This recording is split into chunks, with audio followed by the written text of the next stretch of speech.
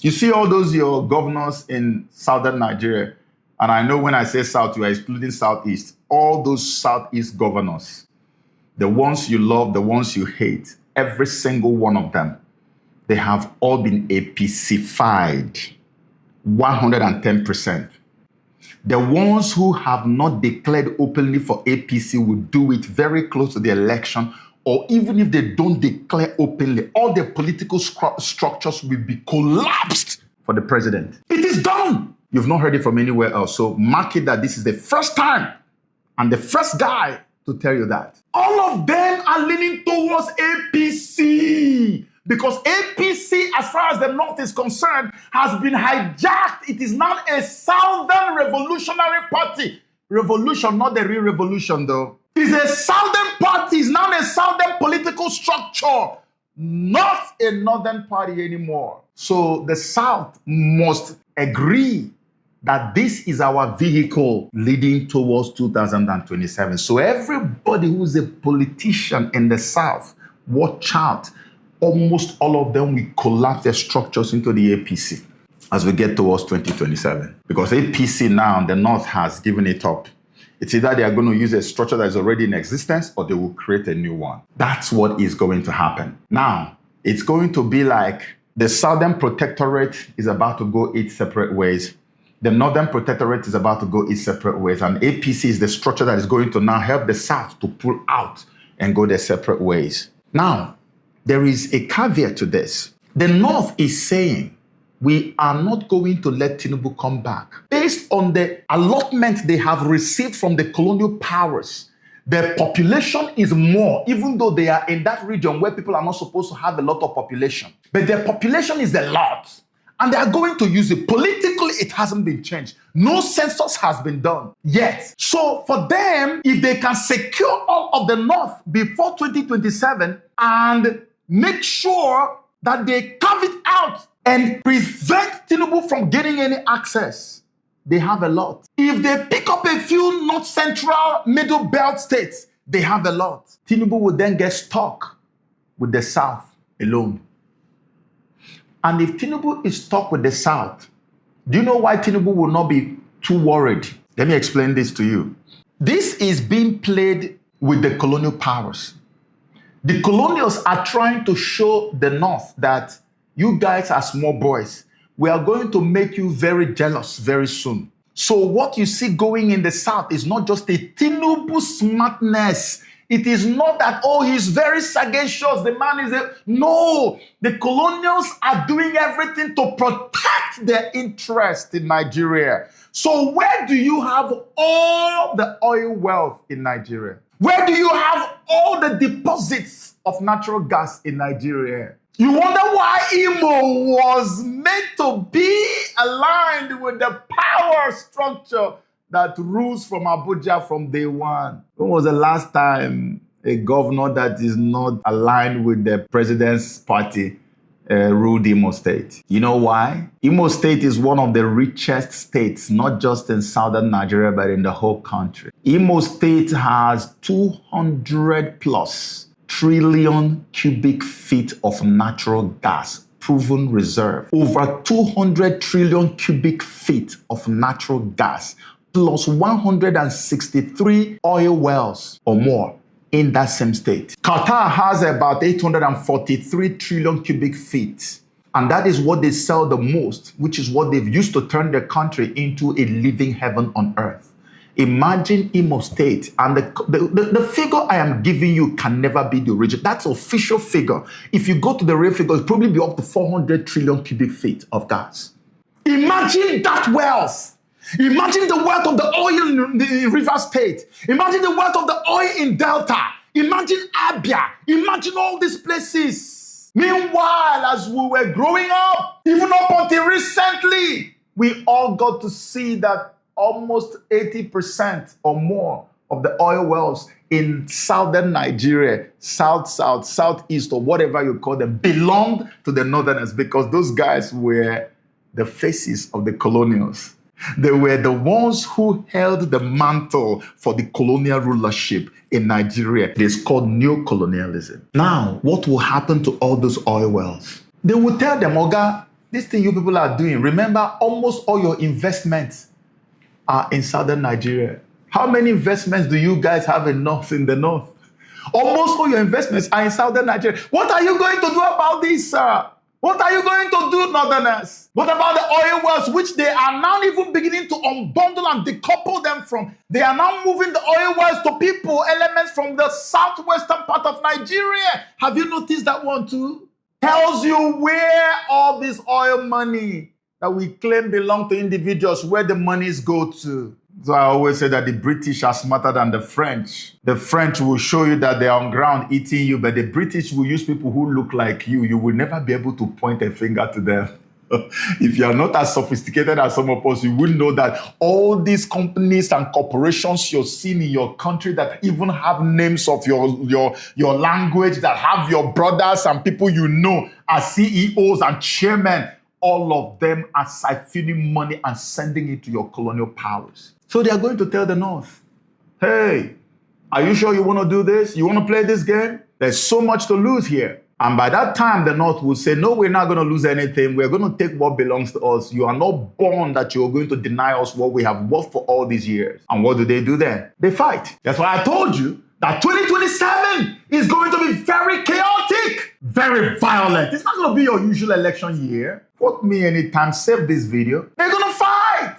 They will fight seriously. They're already threatening that this is not going to be like when you will rig election and tell people to go to court. Let me read it for you. Let me read you. There's something I need to read this for you so you can see for yourself. This one is from where 2027 elections, go to court will no longer be tenable. Let me read you an excerpt. It says, any attempt by the government in power to manipulate the 2027 general elections will be resisted, and should the polls or the results be tampered with, this would create dire consequences for the country, not for the politicians. For the country. Nigerians will resist any attempt by INEC returning officers to announce fake election results. So all those things that happened in 2023, they are all indirectly confessing now. They are saying, no, you cannot rig and tell us to go to court. That in 2027, nobody is ready to go to court. They will fight. When you see them saying these things, they say Nigerians will resist. They have plans to resist it, to fight it. It's war they are talking about. But they are saying it in a politically correct way. War! And you, the Southerner, where is your preparation? We are complaining that we have some foreign terrorists that have infiltrated all our forests, every part of the South. They are getting supplies of both their food and their weapons constantly. We have generals coming on TV talking, telling people, go and protect yourself. How much protection have you gathered for yourself as we go up to 2027? You see, the North has rejected Tinubu. If I want to put it correctly, I would say they have summarily rejected Tinubu. So, yeah, Tinubu might succeed in consolidating the structure in the South. But what about the North? And even if he leaves the North for the Northerners and still manage to say, I got middle belt, so I have won, they will still reject. So it's a lose-lose situation. So even if he wins, they will say he rigged it. And they will fight. And then what comes next? The division of Nigeria. And as Nigeria is dividing, if they don't get what they have invested in the South, they will destroy it. If we don't have it, you can have it. We're talking of a massive paradigm shift politically in Nigeria. No one is talking about it. It's huge. It's massive. That's why I say 1914, that curse of 1914 might be broken practically and pragmatically in 2027. It was supposed to be broken in 2014. We were supposed to come together and say, hey, guys, it's been 100 years. Are we together yet? No, we're not. The Igbo man is still being hated by the Yoruba man. The Hausa man just still hates the Yoruba man. Everybody hates everybody. We are incompatible from top to bottom. We are not together. The only thing our division serves is the purpose and the aim of the colonial powers. Divide and conquer, divide and rule. They will just take a few of us, just like what happened during the days of slavery. They take a few of us, stupendously make them rich, fill them with so much wealth, give them houses in London and other places, and those ones will foolishly begin to betray and sell out anyhow. Even if you tell them to go and kill their mother, they will kill because of a few material endowments from the colonial powers. This is what we've been dealing with all along. That's why everybody is so excited about what is going on in the Sahel region, where we have young African men who have decided enough is enough. That whole game of selling out to the one who is our oppressor will never happen again. And this is why the North is fighting. Let me tell you this, because I don't want to miss this point. You see, I come from the South, and when I look at what is going on, under normal circumstances, let's say I don't know anything at all, but I'm just reading everything on face value, my first thinking and reaction will be, oh, we need to go with Tinubu now. Because look at so many things that the Northerners denied us then. We are now getting it. Can't you see that they're now building the coastal road? It's going to be the first highway ever, and it's connecting southwest and south-south. It's going to go through southeast. So the South has something that binds them together, and it is developmental in nature. Also, I should love this. What are you talking about? Look at now, they even made an announcement that the Enugu state government is going to start building railroads that will connect the One port from all the southeastern cities. So all the things we've never seen before, they're about to happen. Beautiful International Airport is coming up in Enugu, and all these things, we've never seen anything like this. We've never had it this good. So I should rejoice. That would have happened if I didn't know any better. But at the end of the day, the question is, when we have secured the South and built a new form of unity and alliance with ourselves in the South, and then let the Northerners go, who are we going to be owing our allegiance to? Are we going to be like the Sahel states of Burkina Faso, Mali, and Niger Republic, who are now truly independent, or are we going to still continue to bow to the colonial powers who use IMF and World Bank every day to finish us? You saw when they were saying that Tinubu finished paying IMF loan. Do you know what Tinubu paid for? They used that IMF loan to buy this whole removing of oil subsidy. They use it. I'm going to play you a video to explain. Let me not explain it myself. Play you a video to explain to you what that IMF loan he paid back took away from Nigeria that can never be restored again. These people are canker worms and palmer worm. That's what I call IMF and World Bank. Canker worm and palmer worm. Dangerous demons. Nigeria just finished paying back $3.4 billion loan to the IMF, the International Monetary Fund. Great, right? Nope. Let me break it down. We got the money during COVID, just like many other African and global South countries. Then came the conditions: remove fuel subsidies, devalue the national currency, open the economy for more foreign control. What followed? Hunger, protests, broken systems. Now they are clapping because the debt is paid off. But what about the social debt? The lives broken, the schools unfunded, the food unaffordable. The IMF is not here to help us. It's here to restructure us into obedience. Nigeria paid back the money, but the real cost was our sovereignty. Look at the poverty in the land. We are paying you back after stealing our destiny. But the thing you have done to us based on that money is still there remaining with us till tomorrow. Are we going to continue to be those people, even as the southern part of Nigeria? Are you separating from the north to become truly independent and cut all ties with the corporations of the colonial powers?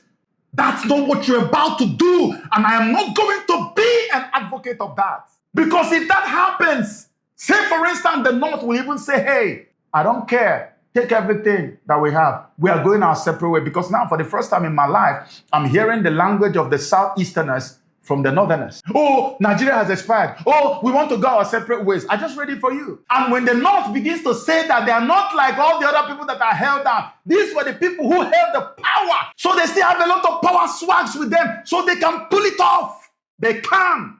And if they pull it off, even if they abandon everything they have in the south and they go, mark my words, only a matter of just a few years, people from the southern part of Nigeria, the southern protectorate that has now been separated and broken apart, will be traveling to the north for greener pastures. Mark my word. If that happens, the south divides, goes its way, and the north goes its way. And the north now decides to align with Russia and become as independent as Niger Republic.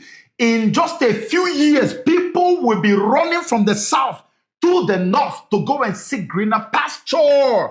Because it is better to be free with so little than to be a slave with so much. If you gather all the gas and all the oil in the south and you're still loyal to the colonial powers, but the north is now free, few years, not up to 4 years, you will see people running from here, the southern part of Nigeria, and running to the north for greener pastures. We need to think twice about what is going on. We need to have leaders, not rulers, not sellouts, not puppets. We need to have people who are passionate about the freedom. You know how I look at puppets? Puppets are weaklings. They are people who have given up on trying for freedom. It takes a lot of balls and strong will to say you want to be an activist, to say you want to hope against hope for freedom. If those boys and those men in the Sahel region did not hope against hope, if they did not hold on to hope, they would not have achieved the kind of mighty miracle we are seeing today. They used to tell you, if you are a political student, or if you know anything about current affairs, you know that they have never been let out of the news in the last few decades. All those nations in the Sahel. Every time they tell us, these guys are poor. They are the poorest in the world, especially Niger. Poorest in the world. Burkina Faso, poorest. Mali, these guys have so much gold, especially Mali and Burkina Faso, that it will make your heart quake. Yet, not a single gold reserve. France has, I think, the 4th or the 5th largest gold reserve in the world, yet there's not a single drop of gold in their own land because they have been ripping these nations off. They compel them to store up 85% of their own foreign currency reserve in Banque de France, which is in Paris. And when they need money, they will come back to the same bank and take back their own money as loan with a very high interest. This is what our people are dealing with. This is what Nigeria is going through in a different form, probably worse than that of the French colonies in Africa. And people are still being bold enough to say that, I love our politics. Whose politics? These are people who are cursed, and Mother Africa has arisen, and she will fight against every single one of them. Tinubu is fighting to consolidate the South. But the colonial disease of rivalry between Igbos and Yorubas is only gaining speed and steam. You know that in 2027 that all you've got, arguably, is not your Southwest, but Southeast. South-South, who are they? Igbos make up almost every part of South-South. They are everywhere. You have seen the ones from Edo State, Ibanke, saying, look, leave us, we are Igbos. You go to Kogi, you see them. Igbo, go to Rivers. Rivers and I went to see something in Imo State. You just walk, enter river. It's the same. They are Igbos. Forget Wicked that's talking trash. He's an Igbo man. They're everywhere. They're everywhere. You need them.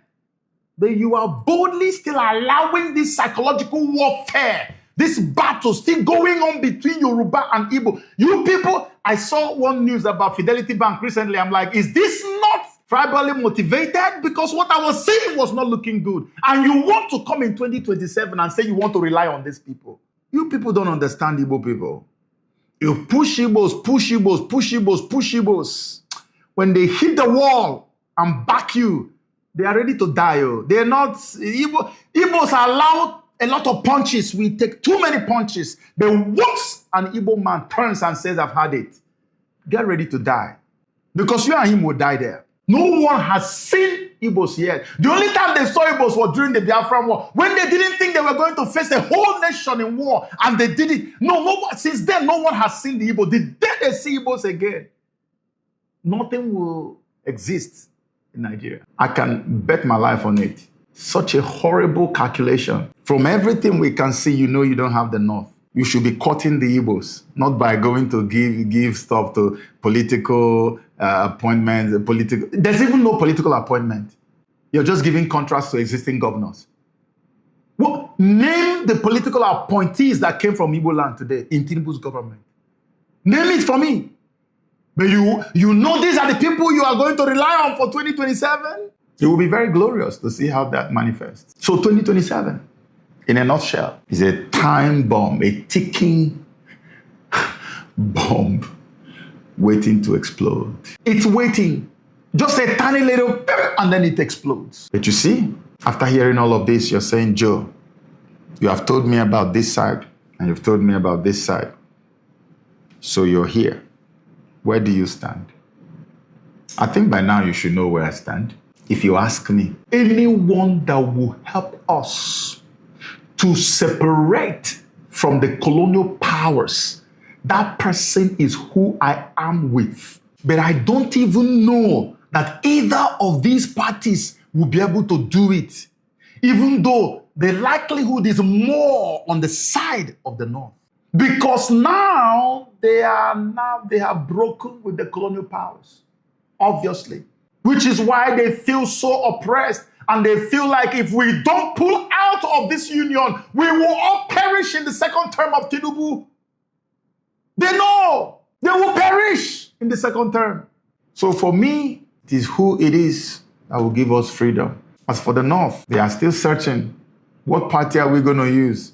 What candidate are we going to use? Many of them are even looking at P2B as a matter of fact. Have you heard that? I'll read you something that will surprise you. There's a guy called Majid Dahiru. They call him political columnist and public affairs analyst, Majid Dahiru. Here is a political columnist and public affairs analyst, Majid Dahiru, has said that the administration of President Bola Tinubu would come to an end in 2027 if former Kaduna State Governor Nasir El-Rufai is able to mobilize northern political influencers to support Labour Party's P2B. Let me give you his direct quote. His direct quote says, "If I may put it straight, the day El-Rufai decides and can galvanize the opinion molders in the North to zero in on P2B, for instance, as the candidate, that will be the end of the Tinubu administration," Dahiru said. It tells you how politically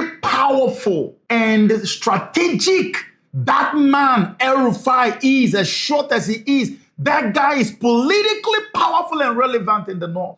This is a person that somebody would have said, no, but why would Tinubu even break with someone like this? If he's such a powerful political guy, he should know that this is one guy in the North you shouldn't have any issues with. But maybe destiny is plotting our freedom without us knowing it. So they are going to P2B. If they go to P2B and Obi accepts it, it is going to be a massive, massive upset for Tinubu. And I'm sure that the Tinubu camp right now is feeling very, very worried about this whole political calculation.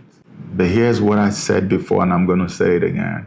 Anyone that is going to help us to break the curse of the forceful colonial amalgamation that has never worked for our own interest, but that has worked in the interest of the colonial powers, anyone that will help us to become like Niger, like Burkina Faso, like Mali, that is the person who has my support. Since we are no longer able to sit down and discuss our own destiny, after dividing Africa like a piece of cake in Berlin and assigning names and borders to us, you still come internally and decide that we will never have a say in the affairs of our own lives and destinies.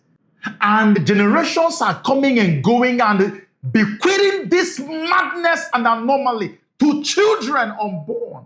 It has got to a point where someone has to put his foot down and say, no, enough is enough. So I believe that maybe we couldn't do it ourselves, and destiny decided time has come. Just like time came for Africa. I used to tell people back in the days that in my lifetime, Africa will be free. They will say, Joe, forget it. Never. It's never going to happen. They killed Patrice Lumumba. They killed Thomas Sankara. They killed Muammar Gaddafi. Who is going to save Africa? It's never going to happen. And I said, no, my faith is very resistant and resilient. Hasn't it happened in my lifetime? Ibrahim Traore is there for Burkina Faso. Assimi Goïta is there for Mali. Abdurrahman Chiani is there for Niger Republic. And you're telling me that more countries are not going to follow? Watch. That's all I can say to you. Watch. Who knows if it is going to be Nigeria's time in 2027? When the evils of the past will be corrected. And when true freedom will reign and the people can understand what it means to govern themselves, have the autonomy they need to govern themselves. You take a lot of things that actually are needed in the regions and you shove them into what you call exclusive list, whereby if I want to build a seaport in the southern part of Nigeria or in eastern Nigeria, I will have to wait for the federal government to give me permission. If I want to build an international airport that will beat anyone that has ever been built, I will wait for permission. They took away our autonomy, took away everything from us, and gave us corporations that run all the puppets that they put in power. When I see people look at embassies as the presence of colonial powers in their countries, or maybe presence of the West, I laugh. The real colonial powers you have are the corporations, the Shells, the Mobiles, all these big, they are the real, that's what they call corporatocracy. These are the guys who rule you, who own, who decide who becomes president. The colonials breathe and speak and see through them. That's why the moment Ibrahim Traore came to power, first thing, kick them out.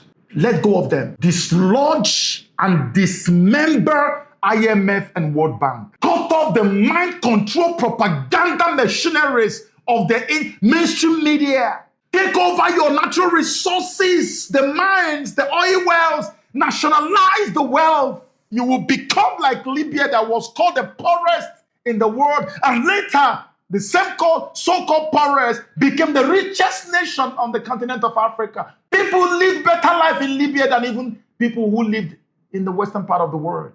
Before they now went and gave Libya their democracy, to where everything is dilapidated, where you have more than 50 to 70 terrorist organizations. That's their democracy. And while all that is going on, they are now stealing the same oil. And we say never again. So don't get me to come and support your stupidity of aligning still with the colonial powers and trying to play the local geopolitical rubbish that you guys always play, and your tribal misadventure that you always pull. All those things are tired and aged and retired and gone. We don't care about those things anymore. We are tired of all that rubbish. We want real, tangible leadership. Anybody who brings it, whether you're from the north, south, west, or east, you got my support. If Tinubu grows a pair tomorrow and say, you know what, I've had it. We're going to now set our people free. I know you guys are going to come from me and want to kill me. I've got nothing to lose. I'm going to set my people free. IMF, get out of here. World Bank, get out.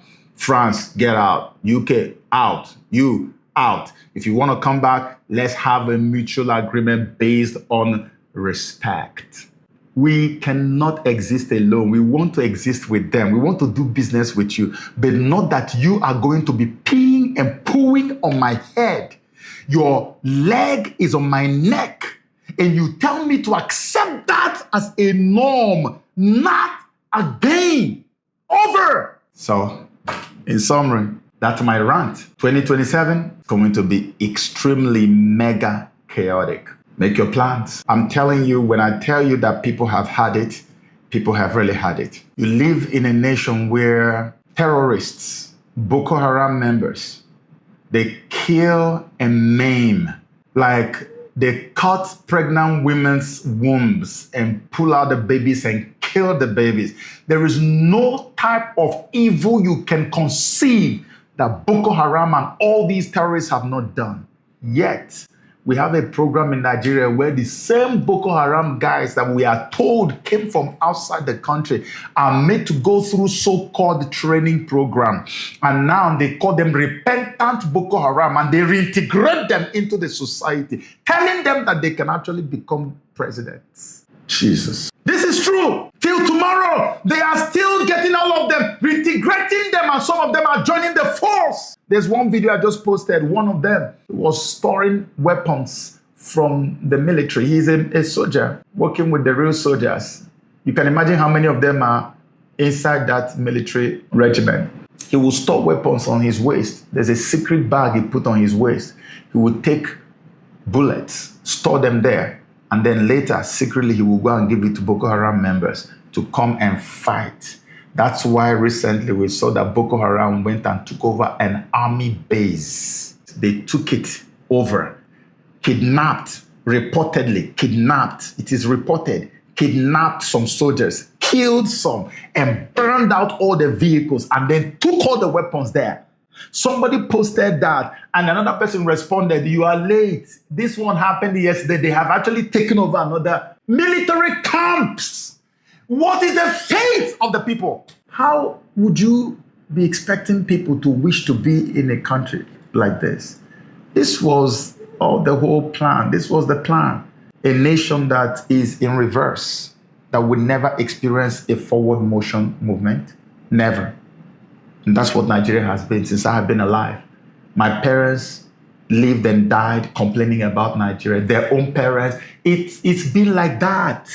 This generation is the generation that changes it. And we are not alone. God is with us. So get ready for 2027 because it's about to go down for real. May God help you. May God help me, help us, give us the grace to be able to navigate these turbulent seasons ahead of us with wisdom. Love you as always, man. God bless you. Look forward to more updates. I pray I have the time, but if I do, I will. Bye.